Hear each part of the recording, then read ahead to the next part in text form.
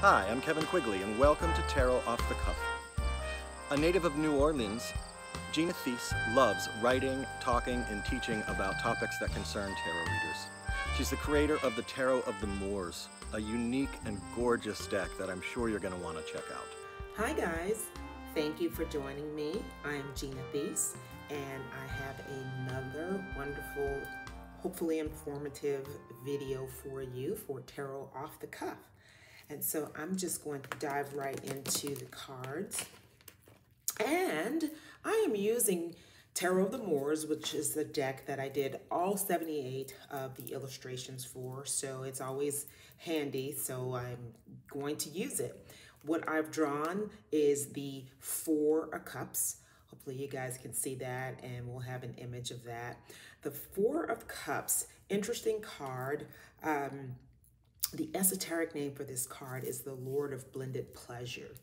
And you know, there is also a Nine of Cups that is typically, traditionally known as a wish card. Well, I think the Four of Cups is more of a be careful of what you wish card. You just might get it. And so with that said, it talks to me about manifestation. In one of my previous videos, if you guys have watched, I may have talked about a little bit about manifestation, coming in and coming into a reading, and there's a goal that's sought after in the reading. There's an outcome. There's typically what is the card talking about? What's the focus? And I called it reverse engineering a reading, which is where you start out with the outcome. So just kind of dovetailing off of that. And if you haven't, there's a previous video, hopefully it's posted. But just the gist of it is, when you are looking at your life or the life of someone you're reading for, it's like, what are their hopes, wishes, and dreams? I do quite a bit of live events and parties, and there are people there typically that don't have any inkling of what to do with the reading. It's interesting enough that they always expect that something bad will be said to them. I don't want to hear anything bad, is what they typically say, or just tell me everything's good. Well, if life worked that way, wouldn't it be a pleasure? We would all like that, right? So they're looking for something. So how do you design readings so that they give very, well-intentioned information, even if it's not what they're exactly hoping to hear? And what I typically do is just have a little session about, why do you think there's going to be something that's going to be bad about this reading? And just kind of start a little dialogue about setting some expectations around, I'm not here to be gloom and doom. I'm here to tell you the honest truth. And so let's look at what it says. So I start out with just pulling a few cards and telling the story, and letting the story unfold, and asking if they have any questions.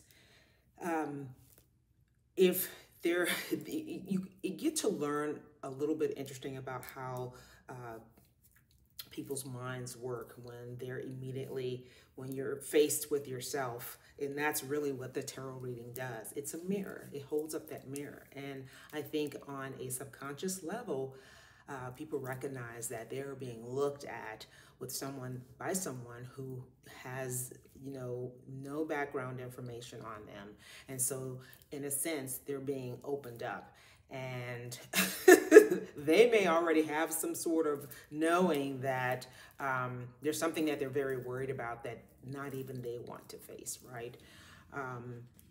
They may have a secret hope, wish, or desire, something they've been praying about that it's not something that they're ready to put out there. They may have where family, friends don't even know, but now they're going to sit in front of this person with these, with the sixth sense or psychic powers, that's going to dive into something very intimate and deep, which is true for the most part, but are they ready to really face it? And so I do a little bit about readiness, and I actually teach this too, about readiness for change. And this is kind of what this is dealing with. Now, you may, if you haven't heard, there's an explanation or traditional meaning that says that, you know, in some Four of Cups cards, the Rider-Waite will have it. There's a hand with a goblet, a cup, being offered. Typically on the Rider-Waite version, the figure is sitting under a tree. And so with their arms crossed. And blended pleasure talks about, you know, you want something, you know, it's going to be good for you or make you happy, or it's a desire, but there's that other sort of anxiety around it, waiting for the other shoe to drop, so to speak. So it's like, I want it, but if I get it, or you may have some guilt around, I'm going to be getting something and it may take from someone else. Maybe, maybe not, but blended pleasure means there's cause for worry or anxiety. So you're getting an answer to your prayer, right? Or the answer to your prayer may be exactly where you don't want to look and you have to face. Again, sitting down and trying to face the mirror. Sometimes that answer is within, and if you're struggling to channel that inner voice, that inner message, then there's some work to do there. And the examining of the true desire is really something that's called for when that card shows up to me. It's like, okay, you've got this prayer, you've been praying. My grandmother used to say, you can't pray and worry too. And some other really good sayings that go along with this card, I think, is to let go and let God, or goddess. And so the energy that you're vibrating, even if you're doing some sort of energy work, is to remove what the anticipated outcome will be and just hope for the purity of the best of the best of the best, right? The best possible answer. Another thing is, to me, this blended pleasure speaks to some sort of change and resistance to change. Going along with something that would absolutely be the best outcome, but you're hesitant because it does bring change. And it's like there's so much change that may be happening. That's why it's kind of maybe confusing to know which path is the right one, which direction is the best one, right? So there's a hesitation. So there's an offering from the universe that says, this is what you want. This is absolutely what you've been asking for. And yet, for some reason, there may be some sort of emotional attachment around it, or some sort of mental block around it. You may not be able to actually see it as a good, wonderful thing, right? Or you may fear, you may have to deal with, I would say, looking at some shadow work to see what is actually, if it's the best thing, then why do I have this feeling of hesitation or anxiety? What's really that? So to me, that's that kind of dark area in the window. It's like you can't really see what's going on, but it's an opportunity. Sometimes there's this opportunity and I don't know if I should take it or not. So it's all about looking at, what the hesitation is.